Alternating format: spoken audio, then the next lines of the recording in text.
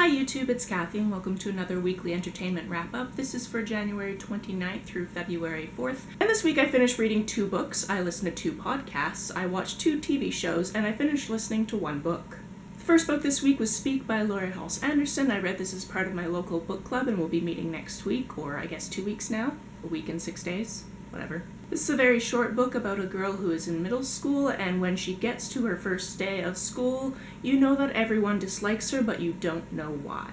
From there, little hints are dropped about why people don't like her until you finally find it out, so I'm not going to talk on that vein, because no spoilers. But a lot of this book is told inside her head, and with very little dialogue coming directly from her to anyone else. For some reason, the way it was written on the page was also interesting to me. It wasn't written with normal paragraphs, but rather just every paragraph was its own section with no indent, and there was spaces between the paragraphs. And to me, this made it feel even more like the writing that somebody would do in middle school before learning the grammatical things like indents. And you don't have to put a space between your paragraphs. This book was okay for me. There's a chance I would have liked it a little bit more if I didn't know what had happened to get her disliked by all her peers. That part was spoiled for me. But on the whole, it was a quick read and it had some interesting characters. I really liked the art teacher. He seemed amazing.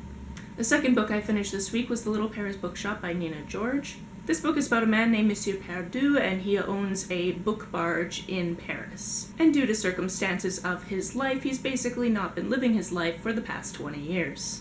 There were aspects about this book that I liked. I did enjoy the characters that were in this book. I really enjoyed the kind of adventure that happened.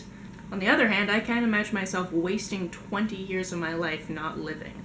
His bookstore is also called The Literary Apothecary, and I was more interested in that part of the story than pretty much anything else. Like, he would come up with books for you to read to cure whatever's ailing you, which I found really fascinating.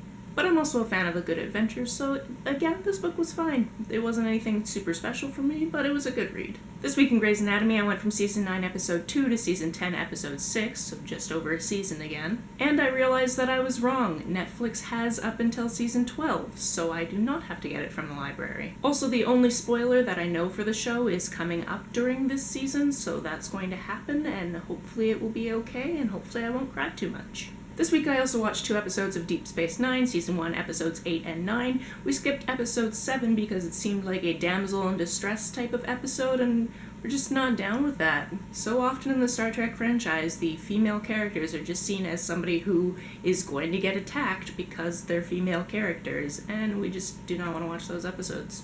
This week I listened to an episode of Dear Hank and John, and I also listened to the most recent episode of Welcome to Night Vale. This made me extra excited because on February 20th I am going to a live show in Vancouver, and I'm really excited about it. And the book I listened to this week was The Mothers, which was a really fantastic book.